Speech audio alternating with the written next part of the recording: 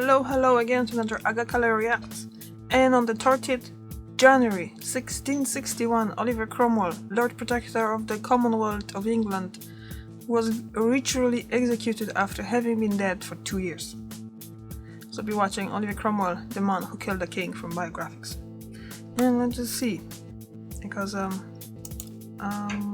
yeah, I kind of heard stuff about the Oliver Cromwell, but I'm living in He's Ireland, the man so who killed a king. it's nothing Oliver good. Cromwell, the It's English nothing Puritan turned military dictator, is today most famous for signing the death warrant that led to Really? Charles I's bloody execution in 1649. really? Over 100 years before the American and French revolutions shook the globe, this small-time British farmer from the British Sticks proved with steel that the divine right of kings was not so holy after all. Really? What possessed a guy who worked in agriculture to drop his tools one day and go and commit regicide? The story is even more fascinating than you probably think. From his humble background, Cromwell would rise to become a leading Puritan and tireless advocate of religious freedom, even as he committed war crimes on the battlefields of Ireland and pursued personal empowerment with a terrifying zeal. An idol to some, a no good to others. This is the true story of the man who spearheaded England's Civil War.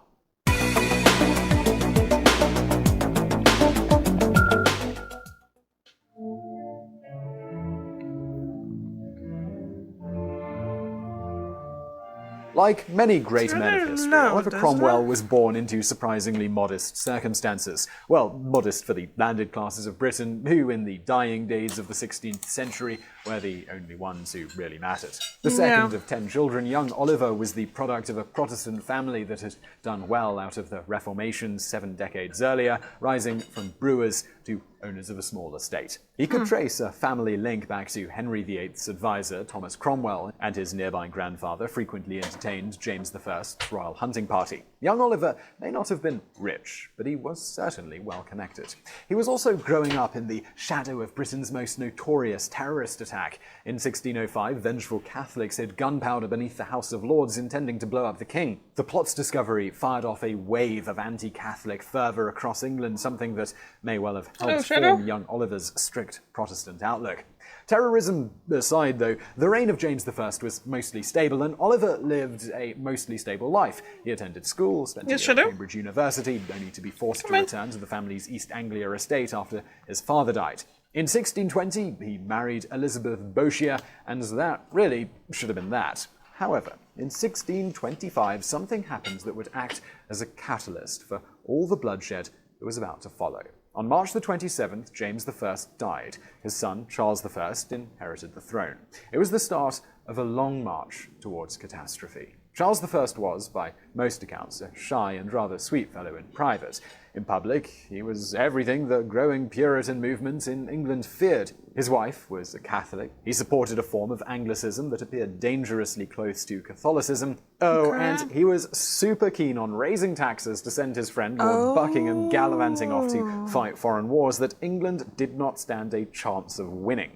When the new king convened his first parliament in 1625, it became known as the Useless Parliament because its members refused to vote through those new taxes that Charles wanted.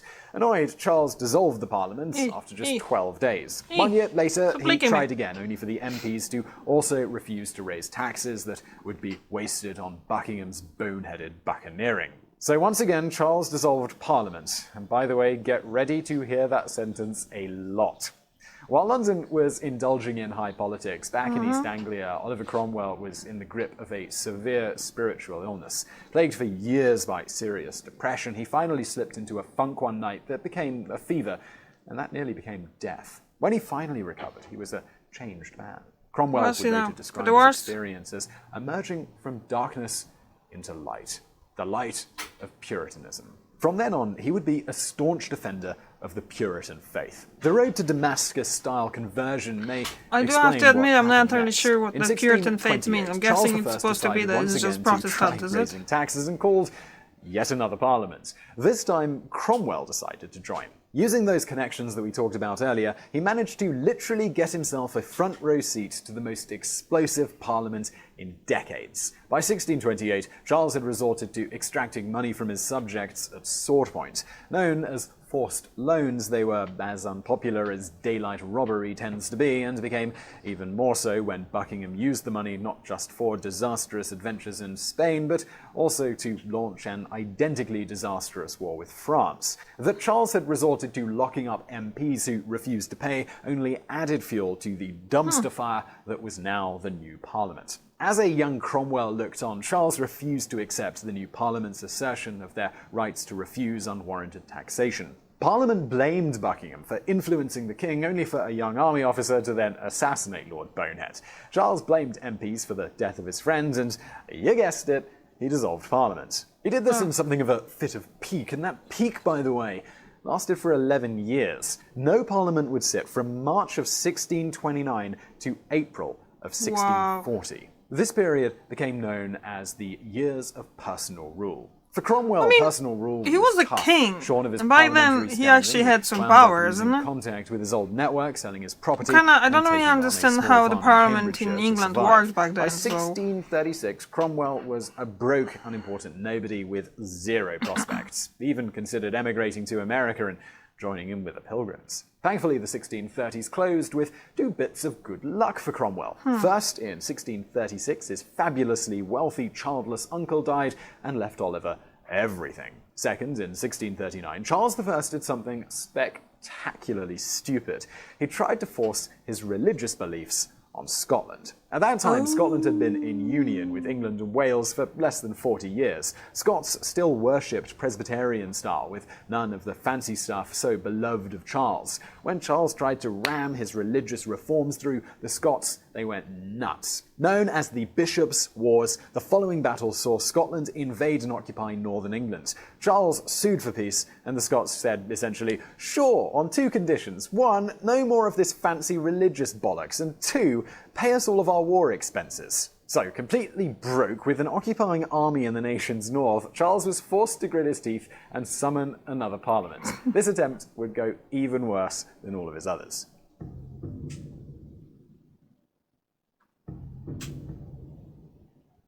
The Parliament of 1640 got off to a farcical start. Known as the Short Parliament, this time it lasted only 3 weeks before, oh yes, Charles dissolved Parliament. But he was still broke, so he called for yet another Parliament just 6 months later. And finally, we reached the end of our run of Charles dissolving things, because the Second Parliament of 1640 is known, fittingly, as the Long Parliament. Although the Long Parliament wasn't a straight revival of the 1628 Parliament, it did feature some familiar faces. Among them was Oliver Cromwell. Now an influential Puritan with new connections, Cromwell became MP for Cambridge. During the 11 years of personal rule, he'd lost his shyness. In the first week of the Long Parliament, he made an impassioned speech attacking the king's imprisonment of freeborn John.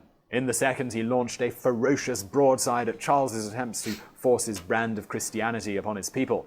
While the speeches were hardly Lincoln or Churchill, they were passionate enough that Cromwell began to get noticed. While an act putting some of Charles's taxes on a legal footing kept the king somewhat happy, Parliament also passed bills accusing his advisers of treason and making it illegal for Charles to dissolve Parliament without their consent. Oh, and they also attacked his Catholic wife, because that's just how things apparently went down in 17th century Britain.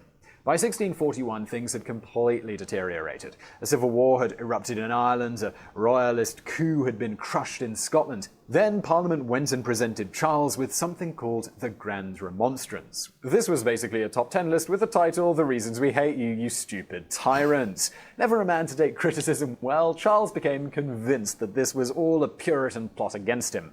On January the 4th, 1642, Charles led a group of soldiers into the House of Commons to arrest 5 prominent MPs, a move unprecedented in English history. But the MPs, they weren't there. They'd been tipped off and fled.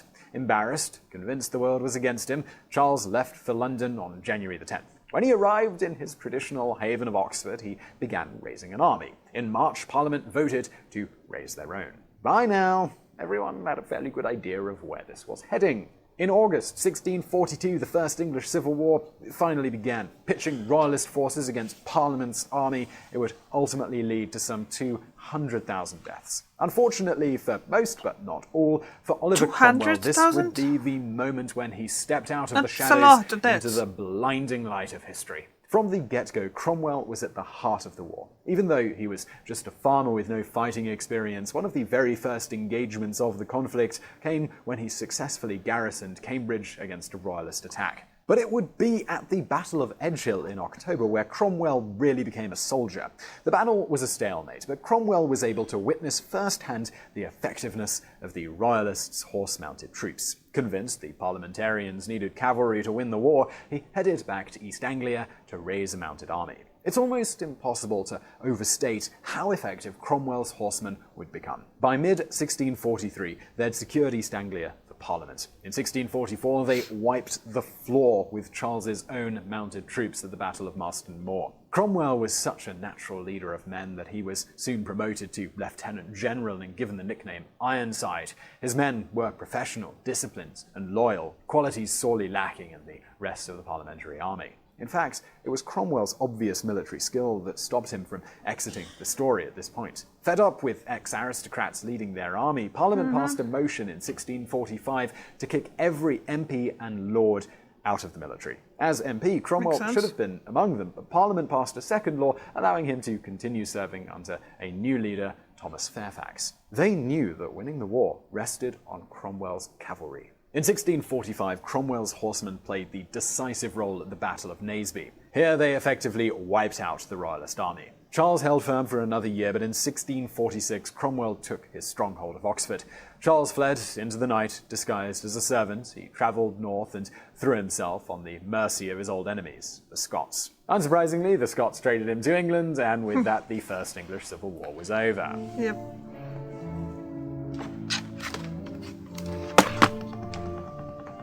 Remarkably for a regicidal dictator, Cromwell responded to Charles's capture by trying to force Parliament to cut a deal with him. Cromwell sincerely believed that the only way forward was to restore Charles I to the throne, only with a new constitution in place to stop him running around and raising taxes and dissolving parliaments. The hero of the parliamentary cause even joined a rebellion against Parliament that year, using his influence to force out 11 Presbyterian MPs that he considered anti-army. If Charles I had been just a little bit less of a stubborn ass, it would have all ended right here. Sadly, being an ass was what Charles was all about. Despite losing the war, he refused to accept any deal with Parliament. Instead, he cut a secret deal with the Scots to make the whole of Britain Presbyterian if they'd just invade and restore him to the throne. And the Scots, they agreed. And so we come to the embarrassment that is the Second English Civil War. Embarrassing because of its farcical lack of coordination. Royalist uprisings paralysed Wales and southern England in 1648, but the Scots didn't invade until Cromwell and Fairfax had already subdued them. In August, Cromwell rode north, met the Scottish army, and annihilated it. So much for that. However, there were two important outcomes from this second dust-up. The first was that the army forcibly purged Parliament of MPs who didn't support Cromwell and Fairfax. This severely reduced Long Parliament became known as the Rump. The second was that Charles's role in the Scottish invasion was inevitably discovered. With Cromwell's blessing, the Rump dragged Charles before it and held a mock trial. Charles, he was sentenced to death. Only 59 MPs, including Cromwell, dared to put their names on the execution order. On January the 30th, 1649, Charles was publicly executed in London, his head lopped off and held aloft for the crowds to see. Unpopular as he was, it's thought only 100 or so men in the whole of England wanted to see him dead. It's just a shame for Charles that one of those men happened to be Oliver Cromwell. Yet powerful as Cromwell was at this stage, he didn't just transition straight to ruler of Britain after Charles died. It was the Rump that now held supremacy, and Cromwell was pretty fine with that. They supported his army, and besides, history still had one major task for him. In 1650, Cromwell was sent to end the Irish War. The Irish Rebellion had been bubbling away in the background the entire time England was in chaos. Now that the chaos was seemingly over, it was only natural that England would want its wayward province back. Sadly, to achieve the same, Cromwell did some truly terrible things. Cromwell's massacres at Drogheda and Wexford are still remembered for their cruelty. Both involved Cromwell besieging a town, then offering no quarter to soldiers or civilians. Thousands and thousands died. While some historians have suggested the scale of suffering was exaggerated, there's little argument that both sieges constituted atrocities. Yeah. Still, they did end the Irish Rebellion, and Cromwell returned to England in 1650, just in time to land himself in the mess of the Third English Civil War. Oh my that God, year, Charles's that's son, a lot Charles of II, civil wars in a reopened really his short father's time. pact with the Scots and was proclaimed Have some King of pants on Scotland. him. Parliament demanded that Scots be crushed, but Thomas Fairfax refused to attack first. So Cromwell was made commander-in-chief and he was sent north. In September of 1651, he finally defeated the Scots at the Battle of Worcester, and this marks the end Worcester, of the like civil Worcestershire? wars in Britain. So what does a general who has won 3 Is that- civil wars and crushed a rebellion do in peacetime? Well, luckily for Cromwell, a different sort of war was now brewing. In Westminster, the rump was going mad with power. Through 1652 to 1653, it passed no useful legislation except to make itself immortal. The rump had come into being as a stopgap, a temporary measure until the wars were over and new elections could be called, and now they were voting to end elections permanently. Okay. By April 1653, Cromwell had had enough. In a delicious historic irony, he sent troops into Westminster, echoing Charles's own breach of Parliament 11 years earlier. At gunpoint, he told the rump, "You have sat too long for any good you have been doing lately. In the name of God, go." The rump gone, Cromwell gave Parliament one last shot. In July 1653, he convened a new National Assembly, popularly known as Barebones Parliament. Its 144 members were handpicked for their saintliness. Cromwell expected them to rule his new Puritan Britain as enlightened men. Instead, they voted to dissolve themselves and hand all the power over to Oliver Cromwell. Yeah.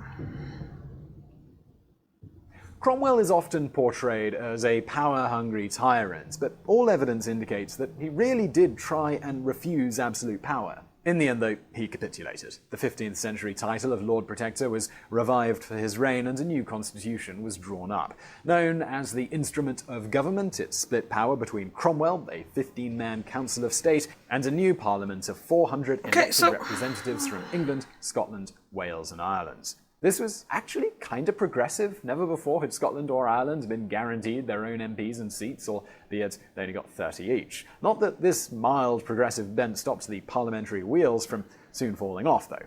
Elections to the first Protectorate Parliament were held freely, resulting in a swath of Presbyterian, anti-army, free-thinking and royalist MPs being returned. Oh, and also some of the members from the rump came back, not exactly the biggest Cromwell fans. Cromwell had hoped that the new parliament would pass necessary legislation to move England off a war footing, but instead they set about reducing Cromwell's powers. When they tried to reduce the army too, that was it. In January 1655, Cromwell dissolved Parliament. The new dissolution came as word was leaking out about Cromwell's secret 1654 deal with Catholic France to ally against Spain. Once again, English taxes were being used to finance bone-headed adventuring by an overbearing monarch who dissolved Parliament like it was going out of fashion. The irony was lost here on absolutely no one, and many of Cromwell's allies began to turn against him. Still, he wasn't broadly unpopular just yet, as a guy called Penruddock discovered in March of 1655. Sure that Cromwell's rule was about to collapse, Penruddock organised a royalist uprising intended to put Charles II on the throne. He gathered men and set off across England, rallying locals to his cause, only for locals to shut their doors to him. Panicked, his men simply ran for their lives. Penruddock's dismal uprising was crushed before it ever began.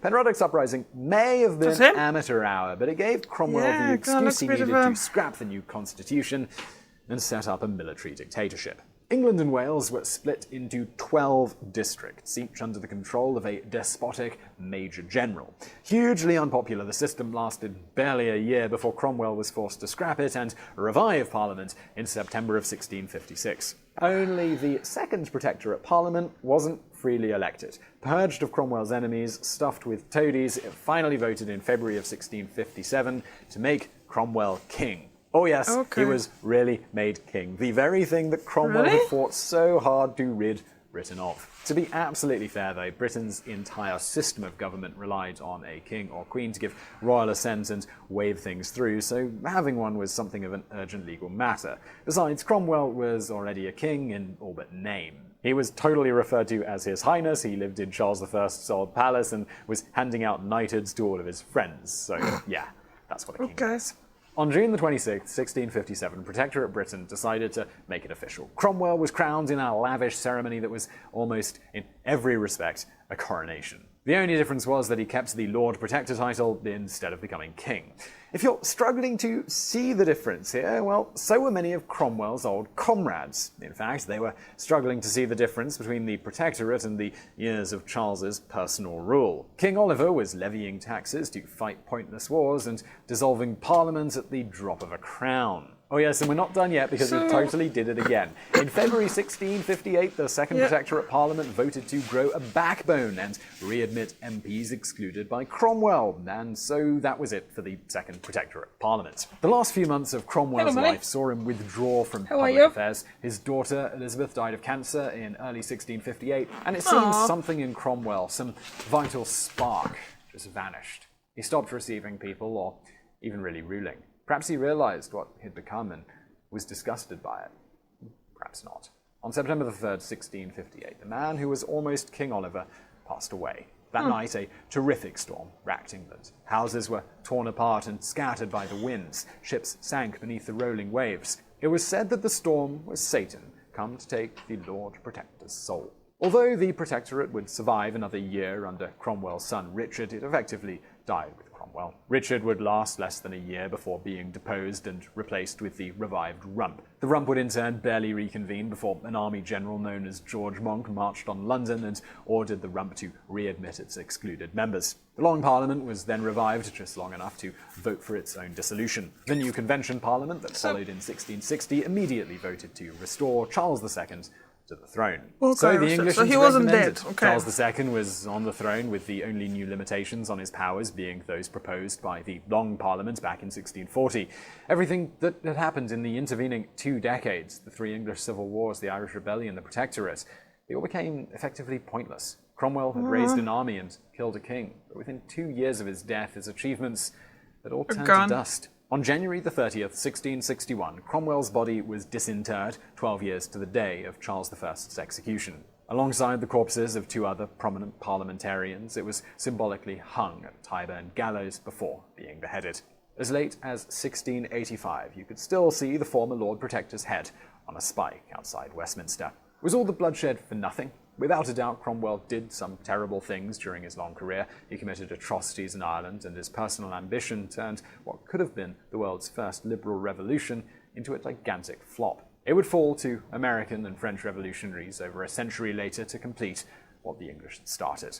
But Cromwell was also a truly great general, a leader of men who could stand shoulder to shoulder with Washington or Bolivar. Without Cromwell, you have no parliamentarian victory in the English Civil Wars. Without Parliament's victory, none of the ideas that would later influence the Founding Fathers gain any traction. Cromwell, he was an ogre, a despot, a fool, and a failure. He was also the man who killed a tyrant king, and in doing so, ushered in our modern world. So I really hope you found that video interesting. If you did, please do hit that thumbs up button below. Do not forget to subscribe. We've got brand new videos just like this twice a week. So subscribe so you get those in your inbox, and click that bell notification thing because subscribe doesn't always tell you when we put out these videos. So if you do want to see them, do click that. Like I say, like it, subscribe, why not? And I'll see you next time. See you, Simon. Yeah, so like I said in the beginning, I don't know much about Oliver Cromwell himself, except the fact that he did lots of, as Simon said, atrocities in Ireland. I don't know the details, but I did hear that, well, he is not liked, and obviously he's not liked in Ireland, he's not liked in many places in the world. But do I agree with them saying that that's what started with the founding fathers of America? Well, I don't know. They probably will come to their own ideas with that thing as well, isn't it? Or did they actually mention Oliver Cromwell's ideas there? I don't think so. The only thing I'm trying to think of is that was Charles I, Charles II. I can't remember what's the number on the current King Charles. So let me just find this. King Charles. I think it's 5th King Charles. Is it just the 3rd? Oh, it is the 3rd. Interesting. I thought that was more than that, but apparently not. Okay. So, Eric is making pizza for dinner, so yeah. Thank you very much for watching. I'll see you tomorrow. Bye!